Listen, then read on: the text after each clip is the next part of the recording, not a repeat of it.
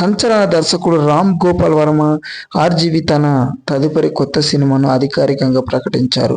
Mumbai under world నేపథ్యంలో తెరకెక్కుతున్న ఈ సినిమాకు సంబంధించిన వివరాలు. సినిమా పేరు పోలీస్ కంపెనీ.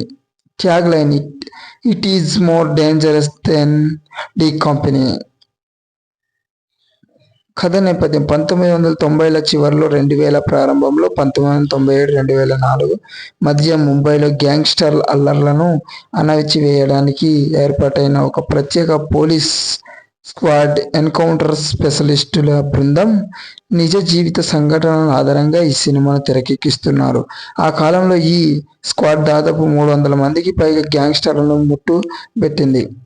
ప్రధాన పాత్ర ముంబైకి చెందిన ప్రముఖ రియల్ లైఫ్ ఎన్కౌంటర్ స్పెషలిస్ట్ దయా నాయక్ పాత్రలో నటుడు హర్షవర్ధన్ రానే నటిస్తున్నారు. దీనికి సంబంధించిన ఫస్ట్ లుక్ను కూడా మేకర్స్ విడుదల చేశారు.